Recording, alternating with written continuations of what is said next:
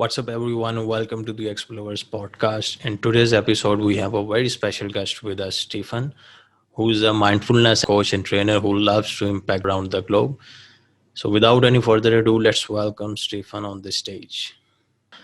Hi, Stephen. How are you doing? Thanks for being on the show. Thank you very much. It's an absolute pleasure. Thanks for having me. You're most welcome. You're most welcome. So, Stephen, we're going to start with a little bit about your background, your early career, how you grown up, and how's life been overall. I will be absolutely honest there because I've spent the last week or so discussing it. I had a very good run, literally until about 6 months ago. I'll do the very good run first, and then I'll be brutally honest with where I am now. I've been very fortunate to work with some incredible people in my career. I've always been driven to achieve, be it martial arts, where I got 3 black belts and I was teaching for many, many years, be it competitive weightlifting, amateur strongman, gymnastics, grip training, kettlebells. I've been very fortunate to teach internationally and learn from some of the best people in the world, to coach, speaking events, podcasts, webinars, and I've probably worked with thousands of people over my career. And as I said, had a very good run until recently where in all honesty, it was a deep moment of reflection for me because things weren't right. And I mean, not right on a big level where I noticed I was losing the vision in one eye. I liken it to Predator, the shoulder cannon with the 3 red dots. Yeah. When I looked at, say, for example, on this screen now, if I look at the cursor, the mouse, it splits into 3. And I can't actually recognize your face if I look at you with this eye. So that's quite serious. Yeah. This one is slowly going the same because if I now look at it, there's a little bit of ghosting on the edges, which means it's basically several months behind this one. Unfortunately, I've been going around in the health system because of the backlog of COVID and whatnot, and very difficult to get an appointment and get seen. I've been going around with that, possible long COVID, exhaustion. I've had tracking issues where I've knocked stuff over, my fine motor control. I couldn't pick stuff up or even tie my son's shoelaces.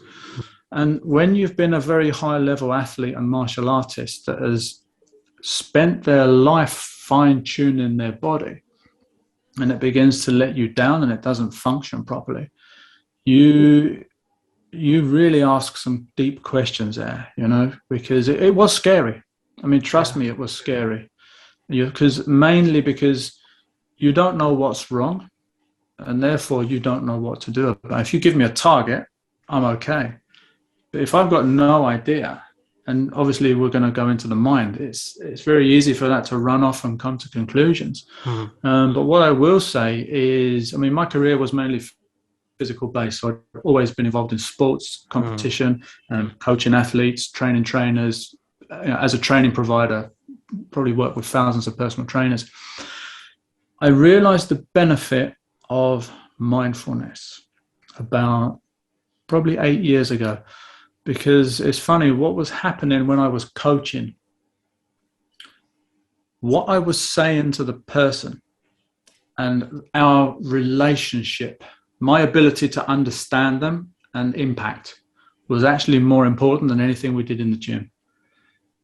It wasn't the program and then the push-in and the motive. It was really knowing that person at such a level where you were on their side with the ability to either stand in front and pull, stand next to them and let them know it's okay, or go behind them and push, or knowing when to stop.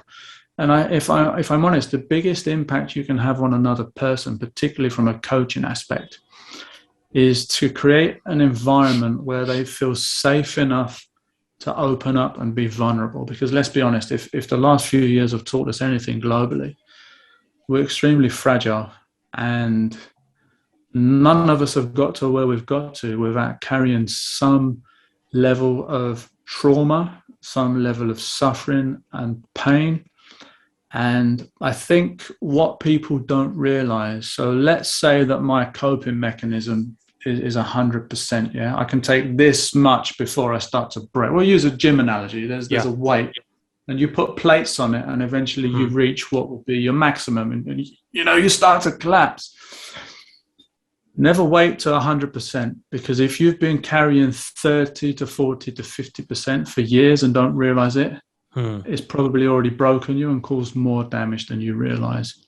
Yeah. And my work, I think that the foundation of my work, which, if I'm honest, has really changed recently because of my own journey, my own awareness and pain and suffering, has really taught me that once you get rid of all of the labels and objections that were added after you as a sentient being existed, a little bit philosophical now, once you get rid of all of these things, what you think you should be good at, and how bad your past was, and how much you're worried about the future, all these different timelines that spin off, because the you that is here now is always good enough and always has been. The only place you are ever going to find love and peace are here. They're not there, they're here. And the biggest problem we face is, while we as a physical entity are here and always will be, obviously until they invent time travel. Yeah, totally agree. You're here and I'm here, and that's it. We can't go to yesterday, we can't go to tomorrow, but we can mentally. Mentally, we can time travel. I can visit anywhere from my early years of maybe 3 to 4 years old, right off into, if you think of the science fiction shelves and literature that we've got, where people's imaginations have created universes. Yeah, we can do the same. And we're very good at creating horror stories. Things are going to go wrong. I'm not good enough. How will I cope? And I think the real danger there is, often we believe the stories that we tell ourselves. And I think I said I'd like to really add some value for your listeners. What I would say is, whenever you're suffering, whenever you feel, you're switched on, there's a nervousness, there's a shift physiologically. It might be hands around the throat, hopefully not your partner's. There's that tightness, there's a nervousness. It's in the chest, it's in the stomach, it's the sweaty hands, it's the pulse that's picked up. Ask yourself a question: where is it? Because if it isn't in the room now with you, it's in your head. And because the brain treats everything as real, remembered and imagined, as a safety reaction to keep survival, to keep you safe, that's its job. And this is why horror movies terrify people. If you think about it, you've got people grab the cushion and don't go in the basement. What? And they run out the room and think about it. Yeah, I totally agree. It's photons on a screen. And they're actors and actresses with a whole team of people. And you even know it's not real. And yet you still... This is the power of what is actually being processed in the mind. So if we can react that powerfully to what we know is actually not real, what do you think then happens to what we react to from our own black box, that stored knowledge of all past and all possible futures? Because I can tell you from raw experience and all the people I've worked with, we are hardly ever mentally present. You crash the car, you're in the moment. You break your leg, you're in the moment. Yeah. Nowhere else to go. You drop the tea on the floor, you're in, all senses focused immediately on exactly what's happening now. Totally agree. Because you have to do something immediately. How often are we in those situations? Very rare. So when you're in unconscious habit, the mind realizes that the body's in a safe place. I mean, I call this the luxury of suffering, as strange as that may sound. I'm not talking physical suffering because you've got an injury. That's very real and you've got to do stuff. I'm talking the luxury of mental suffering, because I think this is a big realization moment for a lot of people. You can only ever truly suffer mentally when you're physically in a very safe place. Because you don't have to focus on the immediacy of an urgent event and do something about it. Now, you could be making tea in the kitchen and you're angry at an ex-relationship, and the physiology and the emotions and the chemicals are kicking and they're not here. Totally And agree you're with that. relaxed. Totally. Can you see how easy it is to suffer? And what I say to people is, where is your pain? Because if it isn't here, it's here. And then you realize that you're responding to an illusion, and you can bring yourself back to this moment. And I think the way that people step into that over time, and it was Blaise Pascal that quoted this, most of our problems would resolve themselves if we were able to sit alone in a room for 10 minutes as the observer to that which arises. Because the language of the body, feeling and emotion, the language of the head, thoughts. And when I'm no longer chasing these things that A, are good or bad, that I shouldn't have, that I'm concerned about, that I don't like, that I've judged, when I'm no longer chasing these things that I need to fix, and I can observe them as clouds passing, I'm no longer at war with the parts of myself that I feel I need to fix to fit in. I accept the totality, the yin-yang, the light, dark, the good, bad. Because we are all that. We are all that. And I mean, just to add in there where people might be on this pursuit of enlightenment and pureness and believing they've got to get rid of all of the dark stuff and the ego, and it's an illusion. And this is why high-level yogis and Tai Chi masters and stuff, years ago, they would pull out a cigarette after the session or the drink, because they knew they weren't here to be perfect. Yeah.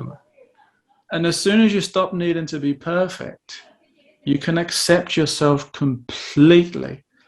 Because, and here's a very powerful thing that people don't understand. So let's say you've got 3 children, young, and you absolutely adore them, as I'm sure you would. You would do anything for them. Your job is to obviously prepare them for the world, and also to protect them to some degree, to let them know the ways of the world so that they can be of use to it and not crippled by it, yeah?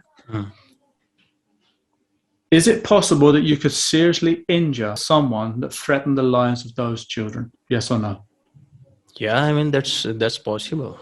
That's quite so true. Why pretend we're all good and perfect when we clearly have that element of, Now, I'm not saying that that's a virtue or something we have to be proud of, but when you could seriously hurt someone to protect your own, don't tell me you have to be perfect and remove all of these things, because there's no wrong instruments in the orchestra.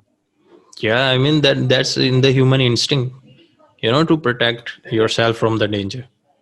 Yeah, we keep trying to, I can't have negative thoughts. I can't have negative emotions. I shouldn't feel like this. Well, if we stop calling these things bad and negative, you no longer need to get rid of them and realize that they are simply feedback and information. And when you can see everything that arises as clouds passing, as observer, there's a sensation. There's some sadness. There's a thought. I might run after that thought. I might not. I might just let it disappear the same way it appeared. And then as the observer, instead of being in it, you're observing, you realize that everything that appears also disappears. And this stops you being hijacked by every transition your body and mind experiences with feedback, feeling, emotion, thought. You stop running around trying to spin the plates, Yeah. And guess what exists when you're no longer chasing? You are in the present. Now, yeah, you are in the present. Because you're not trying to get rid of that which you believe is either a distraction or the happy tomorrow, where when you've done a certain thing, life will make sense. I mean, that's really powerful. That's really powerful, Stephen. Does that make sense? So it totally makes sense. It's the if then. When I've done this, when I've lost the weight, or got my degree, or got the partner, or got the big car, or the bigger house, or the new phone, then I'll be happy.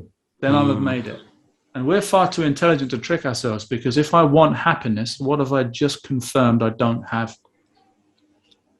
Happiness. You don't need a beard because you've already got a beard, correct? Yeah. You don't sit there thinking, I wish I could grow this beard, That's what my life's missing. Someone that's 7 feet tall doesn't sit there thinking, I wish I was tall. Yeah. What's the danger of wanting to be happy? You confirm you're miserable. Yeah. I mean, that's it. I mean, that's really, the different view of perspective.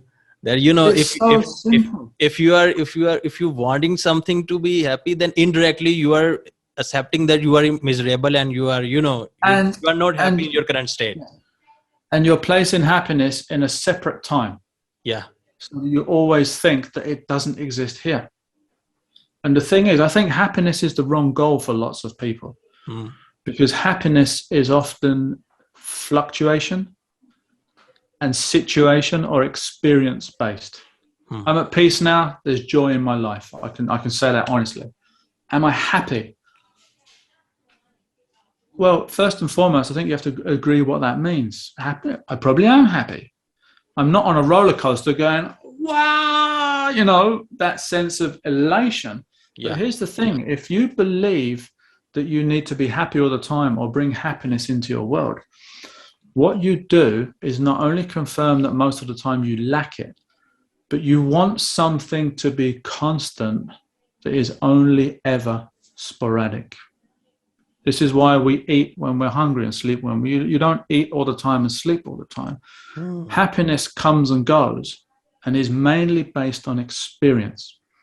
And if you were happy all the time, I guarantee you it would become boring. It would become your new baseline, and you would look for the next thing to raise your state. Yeah, I mean, that's why people are always looking for new adventures, completely. to match that level of dopamine which they are I living. need the next hit. And if I've had too next many hit. hits, I become conditioned to it through exposure, and therefore I need a bigger dose to have an impact with tolerance, So, and I think the thing there is, if you replace happiness with inner peace, when you have peace in your world, i.e. you are at peace with self, because outside is a reflection of in. We're broadcasting stations. The outside is a mirror. It's a reflection of self. If you see a lot, obviously, yes, you could look at that from many perspectives. That's quite a philosophical question, because there's wars going on and there's lots of tyranny and pain and suffering. I get that. But what I mean by that is what you see outside. Think of it as a channel on the radio. If I'm tuned into classic FM, I'm not going to hear any drum and bass, yeah? Yeah, totally. So if I keep seeing all of the problems in the world, instead of trying to wash the windows, maybe I need to check my glasses and clean them, because what I'm seeing is a reflection of the way I've set myself up as a broadcasting station. And I think that the big take home there is largely the work inside changes outside. Totally agree for all of us. Totally. Because peace is there. Peace is there. Right, unless you have a hole in your leg and you're waiting for the ambulance. Peace is almost, even not being angry at the leg and thinking, I can't have a month off work, I hate this. I bet you'll heal faster if you say, oh, well, that'll take time to heal.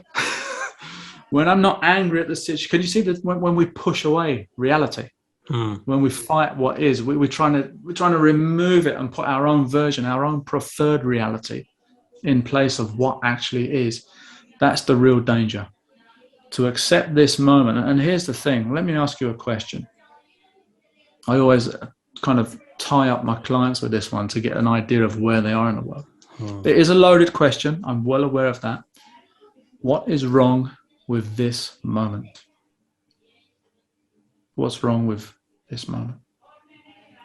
What's wrong with this moment? Not this one, the one that just went.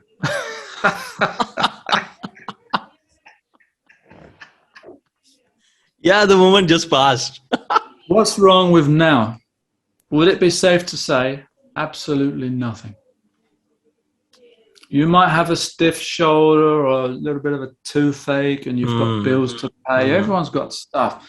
But in this moment, when you realize the absolute gift you have of life, the people around you that love you, the impact that you've had on People that are still here, probably because of a nice word, the way that you've rippled off into thousands of lives without even knowing it. When you can sit back and focus on that Mm. with gratitude for this existence, the beating heart, the body that is your vehicle to do your work, the ability to share and grow and learn and make mistakes and feel sad and feel happy and get angry, because none of it's wrong. It's all part of the tapestry of human experience. When you give yourself the freedom to explore and to be, something very powerful happens. We drop all of that noise and distraction and realize that this moment is life. Yeah. And the biggest pain you could ever experience is to get right to the end and look back and realize you've got more regrets than memories. Yeah, man, that's really sad. And I mean, that's really deep. Because life is a compilation of different experiences. And if you miss Absolutely. that, then Absolutely. I think that's the most saddest part of the life, that you spend your whole life, but there aren't any single memories when you look back into the past, and they are just regrets that I wish And I would have done it's, that. yeah, it's very easy to do it. And I think the main thing with my work is to allow people to realize that from this moment, you can literally have a massive exhalation and Yeah. surrender. Yeah. Surrender completely to the fact that this whole planet has your back. You are supported, you are loved, you are in the right place. The clock is ticking. Get busy sharing your music. Yeah.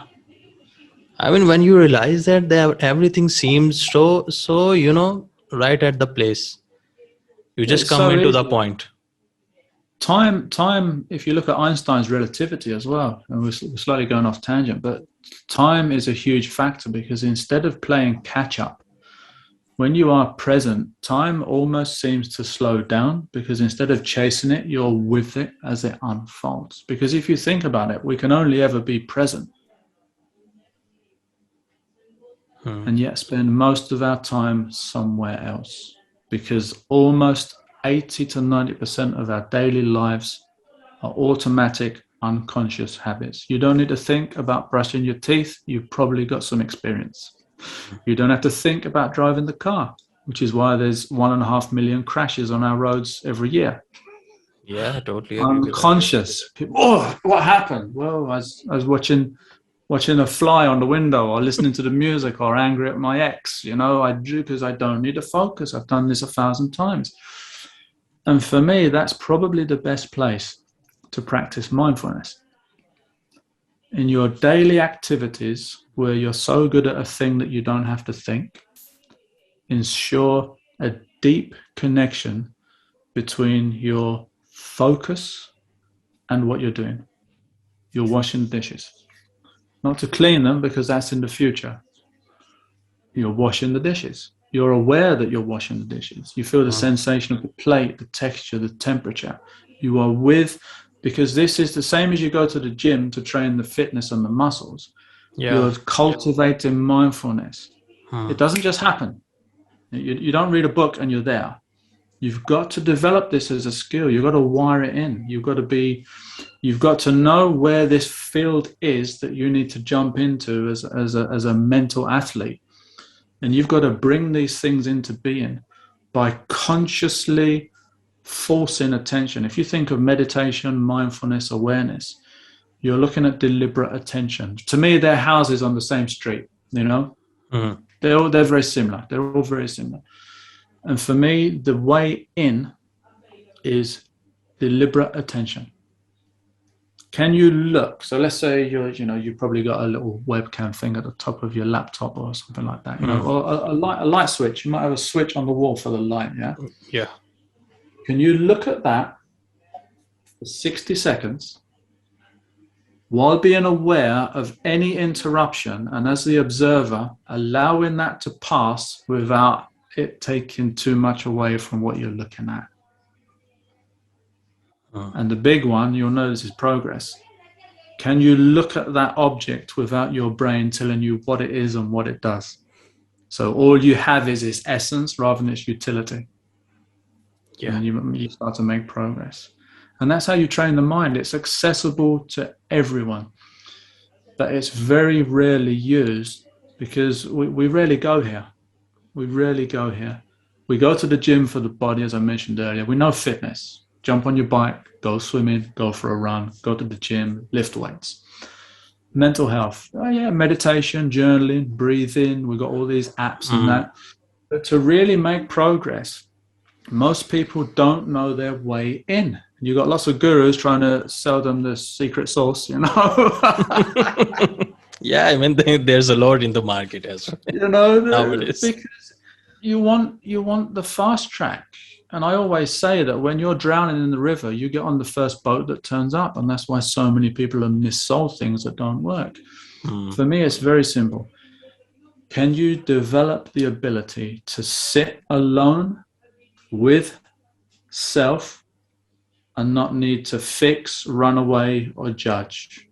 Because whatever surfaces or arrives, when you're at peace with it and realize it's passing clouds, it's butterflies in the garden, it's an advert on the television you're not interested in, it's okay. When we stop chasing and trying to fix and asking why, then we're present most of the time because we're not distracted with let's say, the monkey mind, for ease of explanation. The chatter, the dashing and fixing and grabbing, and you're safe, so you don't need me to look out and find problems. Right. So I'm going to get busy and do other stuff just to make sure you don't do anything stupid. Yeah, I totally agree with that. So we have to, just become the observer of our thoughts, rather just become an observer and let them flow. Because here's the thing, and this was such a powerful realization for many of the coaches I worked with. You are not your thoughts. Yeah. So the radio, the hi-fi that plays the music isn't the music. They're completely separate. Yeah, totally. We have thoughts, but we are not thoughts. You are not your thoughts. I can observe a thing. I can even hold this thought and consider. And that's the beauty of having this prefrontal cortex in terms of evolution.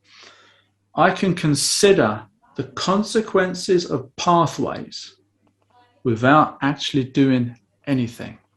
So I know the validity and the consequence before I potentially waste my time or get hurt. Isn't that a wonderful way to use this moment to predict and create the future, rather than suffer from the worry about what will arrive and you can't deal with it? Yeah, I totally agree with that. I mean, almost 99% we are in our head. Yes. We are closed in our head, and I mean, that's the base of every problem. We are just closed in our head, and we just miss the life, we just miss the moments passing by. And and then in the future, when the present become past, and then we're gonna worry that, oh my god, man, that was a good time. But and we repeat the movie. Yeah, we repeat the cycle. But at the same time, when the past is present, we're just gonna miss that. Yeah. And the thing with the past is a graveyard of memories that you cannot change. And the thing here, you can only accept. And the next level of that acceptance, let's say that your past has almost been this Himalayas of pain and suffering. Lots of people have had big trauma. We don't need to go into the details, but I'm sure everyone brings their bags to today. Yeah, everyone brings their bags. It's been incredible pain. We know that. The biggest thing that's going to allow you to put those bags down is forgiveness. And people get forgiveness upside down, which is why it's painful. Yeah. If you've hurt me and I forgive you, you won because I deserved it. Completely wrong. I'm still carrying you and memories of an event that I am not willing to accept and want to change. That disempower me every time they've played. And here's a very important thing, which I apologize to the listeners, is ownership. If you hurt me once and I've replayed that movie 99 times, 99 times I've Yeah, caused it's my own suffering. I'm the architect of most of that pain.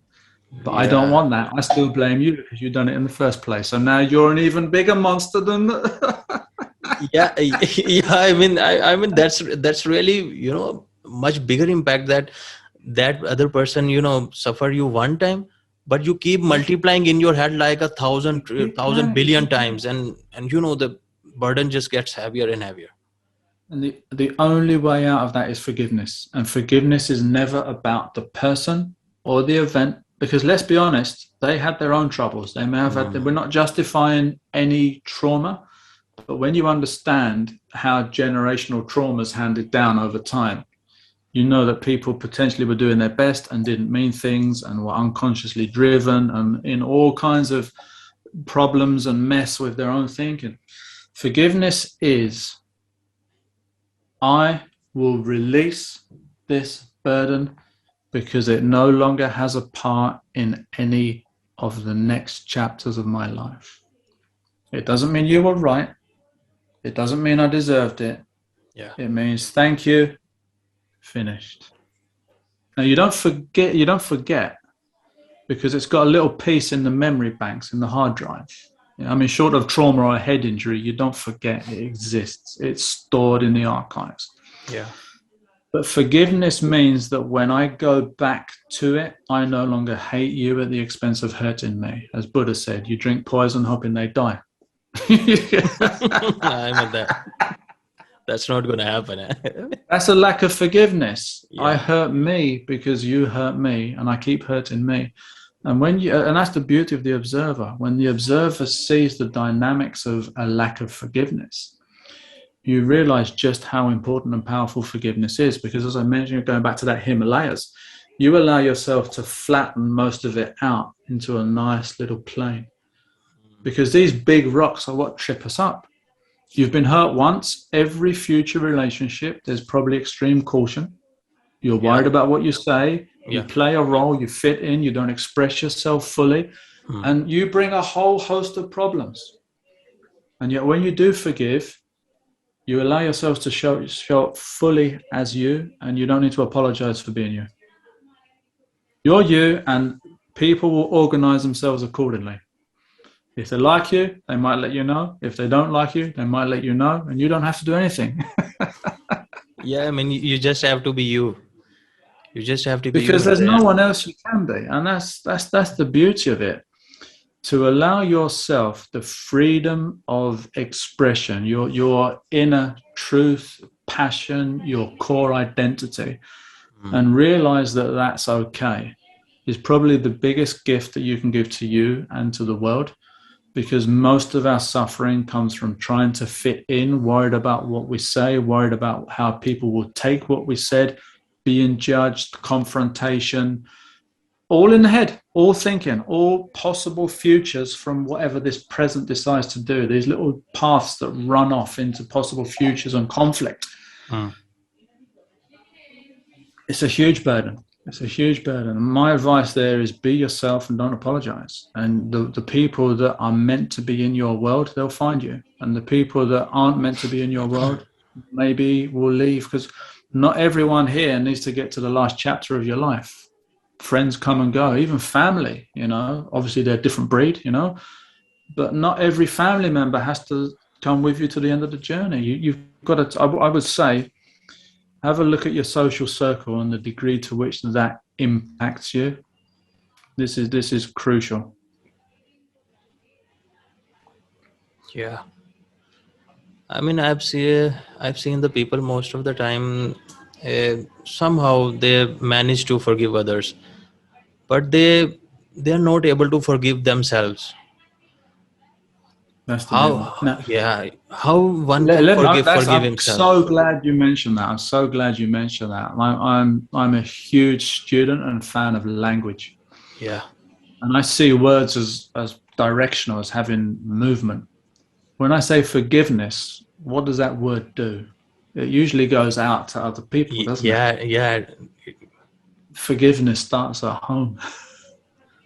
When I have the ability to love myself, I have the ability to love others and accept love from them. Otherwise, I've got a brick wall and nothing's getting through it. You know, when people are hurt and they say, that's it, no one's getting through, I'll build a wall, that protection. Last time I looked, a prison wasn't to keep people out, it's to keep you in. Yeah. With forgiveness, when you can forgive yourself, you can forgive others, and you can also accept their forgiveness. And here's the thing, you don't actually need their forgiveness. The quality of your life isn't based on what you got or didn't get from other people, if that makes sense, because you become the puppet. Your life is based on how what's happened, and you walk into a minefield there. If someone hurt you at some level and you're waiting for that apology or forgiveness, you're going to suffer. Obviously, it depends on the event and the level at which it hit and the trauma that you carry. But most of the time, it could be a one-way street. They might not be here anymore. Someone in your past could have hurt you and they're dead. They're not here anymore. Simple as that. So they're not going to forgive you. But you forgive them and you move on. You literally place them down. Unconditional forgiveness. Why? Because that is how I completely cleanse myself. I think Rumi had a fantastic line. I feel is very important here. Sorrow sweeps clean the house so that joy may move in. Yeah, man. Rumi has, such He was wonderful, man. It's quite a absolutely deep core, quite deep Yeah. level, and whenever he A talks wonderful about the insight. things, yeah, totally. Yeah. Wonderful insight into the human condition. And I think that rings true because so much of our peace comes from being aware of that which is currently stopping it from being a reality in this moment. You know, it's very difficult to meditate if you've got loud music banging, yeah, and you're like this on the sofa. So when you bring a lot of suffering to this moment that you haven't dealt with or processed, and ask for help. Quite often we're in the middle of it and therefore we don't see it or understand it or know how to navigate it. Ask for help. We've all got stuff. We've all got our bags that we carry. Ask for help. Talk about it. Open up. Be vulnerable and connect. And I cannot tell you that even just a simple conversation with a friend or even a stranger, where they say ring in the towel, yeah, or cleaning the laundry, ring in the towel, clean the laundry. For you to simply have the opportunity to let go. Deep healing. It's a deep healing, and at least it's the start. And it shows you the real danger that if you, as I mentioned earlier, you might think that the weight you're carrying is okay until you look at the damage it's done in the last 5 or 10 years.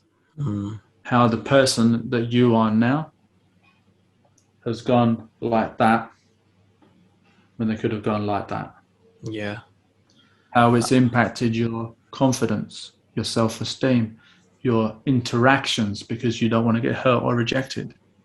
So there's, I think the key take home here is, as observer, really spend time studying self. Become a student of you, because that's probably the most important degree you'll ever get. Yeah, I mean, that's really beautiful. And, what I understand is that the incident itself doesn't impact you that much, but, how much you drag it with you and how much you suffered and keep, processing it into your mind and keep multiplying it.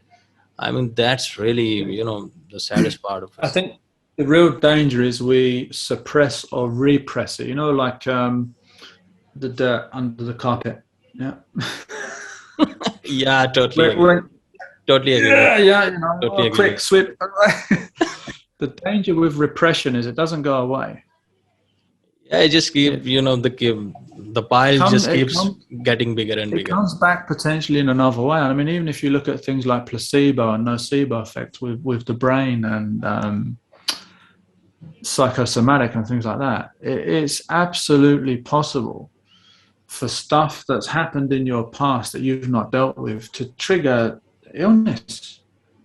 I mean, there's whole fields of investigation. I'm not making this stuff up. It is absolutely. I mean, when people understand the placebo and nocebo, are you given sugar and it has the effect of morphine for 70% of people, and then given something that is a nothing and it physically makes you sick because I said you might have an allergic reaction, then we know exactly the power of the mind based on suggestion and authority information that we actually take on board as proof and belief because of trust.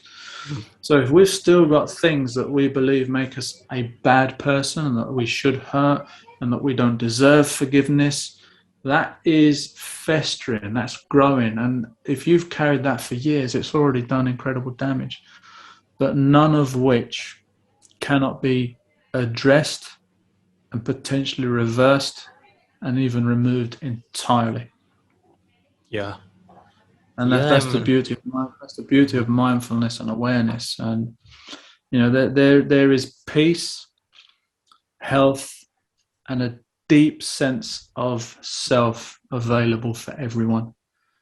And it starts when you're ready to literally be a student of who you are. Because I said about the direction of language, most of our world is what exists out there with us as the lighthouse, seeing.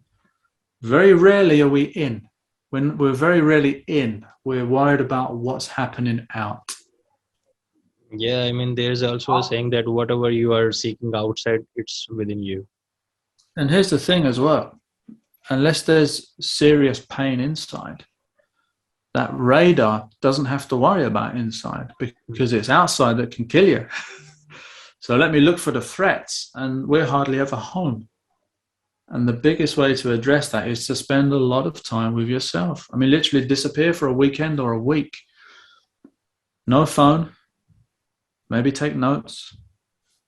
Forest, stream, watch the stars. Connect deeply with nature because you are an extension of it. If you think of people feel alienated on this planet, like some bag of earth suit, some bag of skin on a big planet, and we don't fit in, help. Your very existence is supported by the trees that give you oxygen. Yeah, man. Relax. Relax. You are here for a reason. Totally agree. And that reason is literally to create your passion. You don't find your purpose, you create it. That's an illusion. You get your thing and you give it all away. So that when the clock strikes and it's time to say goodbye, you've given it all and you're empty. Yeah, I mean, when your time arrives, you go with no regrets. When you look back and you realize, man, I've done enough. I given back to the community as well. I have a lot of experiences, and man, I live life, and life is all about completely. You had a meaningful existence that obviously had some bumps along the road because we make mistakes and we hurt people and we grow, and we know and accept that is part of the journey. But once you got to a certain level of awareness, you used your time to give back, because what you realize there is in service. When everyone rises up, they lift as well. When you give, you receive. Yeah, I totally agree with that. So I'm gonna link this quickly with the anxiety and depression, because I think it relates to that as well, because we have seen in the majority of the population are suffering from mental health issues. The anxiety is at its peak. The depression is just so much damage. So completely. How you suggest to our listeners, the mindfulness helps in coping with that? Well, let's deal with anxiety first, because anxiety is obviously it can be debilitating in terms of panic attacks. But I think the best way to face anxiety is to realize the options we have when it arises, because quite often we go into fight and flight and freeze mode. Yeah. So, when there's that tension, that discomfort in the body, something's wrong. So we look to get away from that situation, because obviously the brain, which is there for survival and protection, it doesn't want you to stay in a place which has risk that could be fatal, because its job's to keep you alive. So whenever the radar's ding, ding, error, warning, look out, there's a problem, we panic, and that puts the kettle on boil. That magnifies it and speeds it up, because you're now aware of suffering that you have to get rid of. Yeah. And I say to people,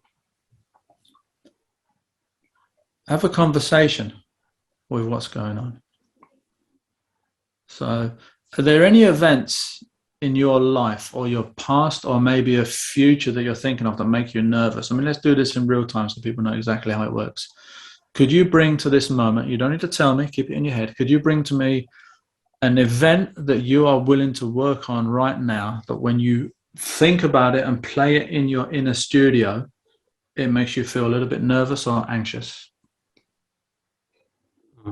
Are you able to come up with an event that would make you feel a little bit worried or scared when you think of it? Yeah? Okay. Yeah. So what I want you to do is take a deep breath, exhale, and close your eyes. Close your eyes. Deeply relax. We're going to have a discussion with this nervousness. Notice I don't call it anxiety, because that can be a hat that you wear that you didn't need to. We're going to call it nervousness, because we can manage that. We don't need to run away from the monster. So I want you to repeat after me. Right now, I'm feeling nervous. Right now, I'm feeling nervous. I completely accept that. I completely accept that. I thank my brain for looking after me. I thank my brain to look after. I am completely safe. I'm completely safe. This will pass. This will pass. Now, when you repeat that 3 to 5 times, paying attention to the physiology from the event that now would dial down and begin to disappear, you understand something very powerful. Yeah. When we're in fight, flight, and freeze mode, and you're anxious, which if you think of it as a volume dial with anxious at 9 or 10, 8 and 9 is very nervous, yeah? Mm-hmm. So we're nervous, and then we're a little bit nervous, and then we're slightly and we're worried, and we dial it down so we don't have to face Godzilla. When you understand there's nothing to fight, because it's in your head and the reaction to either a real event, which is very unlikely, it's the reaction to a perceived future that you can't cope with. There's no freeze, because it isn't fear that could end your life. i.e., yeah. So what's left? Run. When there's discomfort, I run, and by never facing it, it always wins, because I haven't dealt with it. When you no longer run and open up a channel of dialogue and actually understand that at the core level, it is a response and feedback that you can absolutely sit with in this moment and dial down, and it will go away in minutes. I've helped people that were borderline panic attack and about to lose their job completely manage their anxiety in 15 minutes by bringing that vision and feeling. And instead of running because I hate this situation and it's too much for me, I'm going to sit there and confirm that I feel whatever I feel. Personalize it specifically for your growth. Take ownership. You might start with anxiety. And then next week, I'm very nervous because now you've not got that hat on that could bury you. Yeah. So right now I'm feeling very nervous. That's fine. I accept it. I'm in control. I'm safe. My brain's looking out for me. And you know what? It does a wonderful job. I really appreciate it.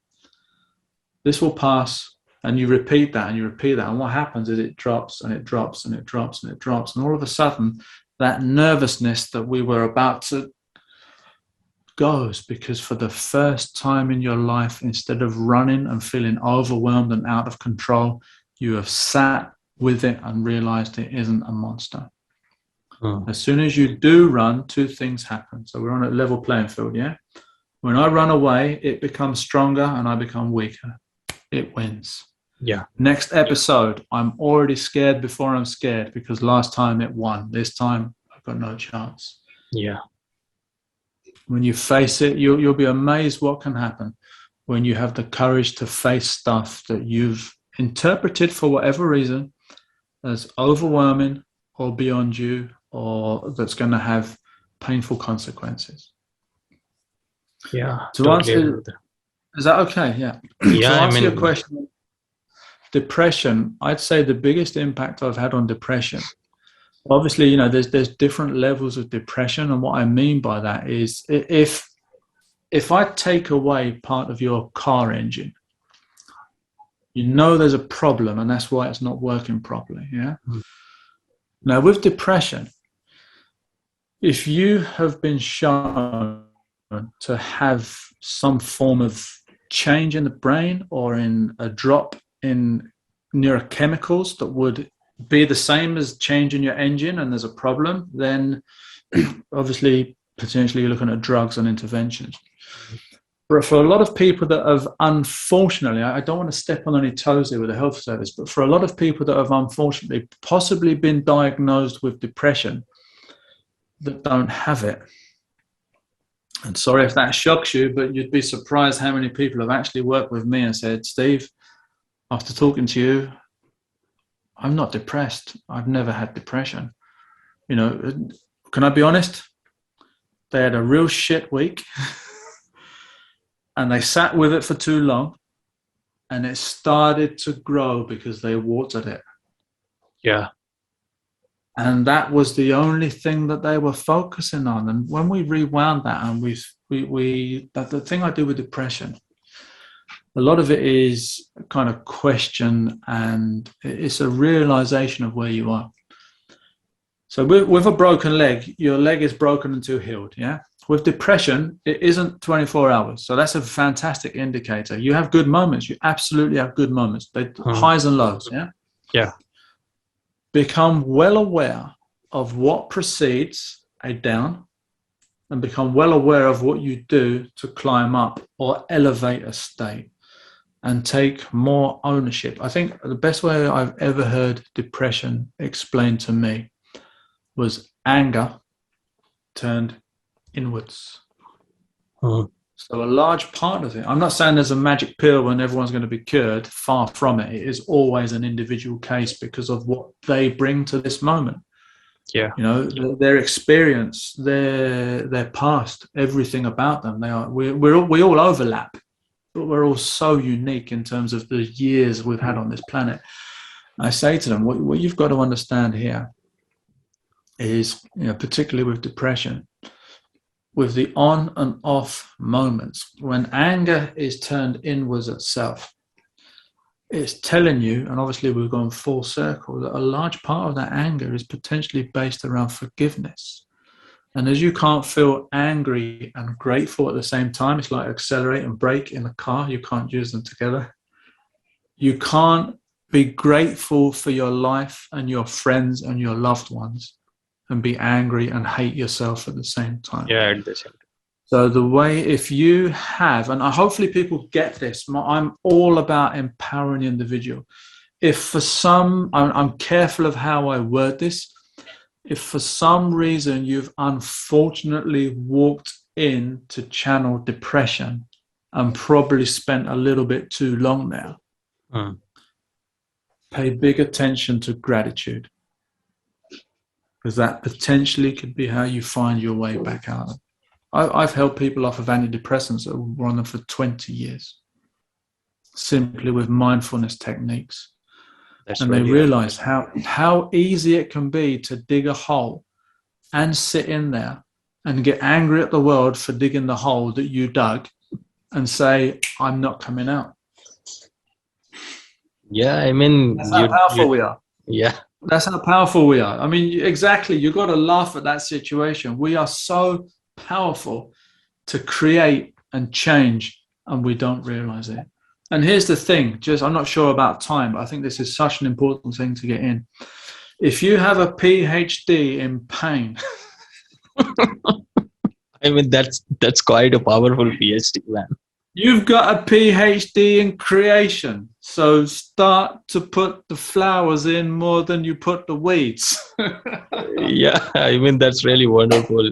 And I think the best thing is that you know how to channel that pain. I mean, most of the people, they just don't know that how to channel that. No, and that's the big thing. And that's why I would always say, unless you're trained in this field, ask for help, speak to people. You will rarely find the answers to life in a book. You may well do. I'm never someone that says this is it throughout time, and there are no absolutes. No absolutes. What I would say is most of your progress will come from a deep reflection and acceptance, and to get a guide to help you at least start or even fast track the beginning of that journey, which I feel parts of are actually very, very private, very, not private, very, very individual. Individual. There's parts of your journey where you absolutely want a guide. And then there's parts of your journey where it is down to you to explore the parts of your map you are not confident yet to explore, i.e. the shadow, the potential darkness. As I mentioned earlier, don't pretend that you're perfect when you would really hurt if your child's lives were under threat. That's the real you. Accept that. Don't pretend. Don't think you need to be this shining example. Be honest. That's such a crucial part of this. Be honest. Be able to communicate your needs and be able to meet most of them yourself, because what that does is that builds trust. Wherever that's been severed, self and reflection, which is often the big one, there's an alienation. Parents, siblings, partner, trust. When you can rebuild trust with self, your interaction with everyone else rises to such a level that you are no longer worried, second guessing, or expecting things to go a certain way. And when you don't run all of the movie before you even push play on the real movie, you no longer trip yourself up. Can you see how we live 2 to 3 realities? Yeah, I mean, we're always in a different reality. We're running a show before we even get there and angry at what went wrong, so we don't do it. Yeah. And the funny thing is, when we reach at that point, or when we reach at the future, then we're always looking back in the past, then man, that time was better. Yeah. But at the same time, when that time was present, so we were gonna look to the future, and I mean, the vicious cycle just keeps repeating. Completely. I mean, that's really wonderful. That's really wonderful. All the tools are here. The difficult part is that sometimes we're not. And when you can bring yourself back to this moment as a complete entity of mind and body, you realize that you actually need a lot less than you thought you did to be happy, at peace, and enough. Because underneath all of the labels and the judgments and the attachments and the desires and the pain and the suffering and what we think, how we should behave, and the parents, and drop that. But underneath all of that noise is the pure self that is the absolute universe having a brief human experience for no other reason than to be alive. If you are alive, someone said, what's the goal of life? To be alive. And if you're listening to this podcast, you've already won. Congratulations. Yeah. Anything beyond that is your choice. The entire stage is down to you. Go make a masterpiece or sit and watch. It's all okay. You don't have to be the best. You don't have to be the next Mozart or Shakespeare or Elon Musk or anyone, or Hollywood star or Nobel laureate or Olympic athlete. You don't need to be that person. You don't need to be anything more than you are now. Absolutely aspire to greatness. but not because you think you're not good enough. Because you choose to improve what is already enough and use your time to grow, upscale, learn, and then impact the species. Which, if I'm honest, is extended family. Yeah. All of us are team human. When we get rid of all the differences, all the nations, all the countries and the borders and the religions and the flags and the colors and the language and all, when we get rid of all of this, all the stuff that's extra, and we realize that fundamentally we are one huge family, all with drives and wanting love and kindness and peace, with aspirations, with goals. When you can see humanity from that lens as an extended family, all of a sudden your sense of self-esteem and self-worth arrive, because you feel a deep connection with everyone and everything.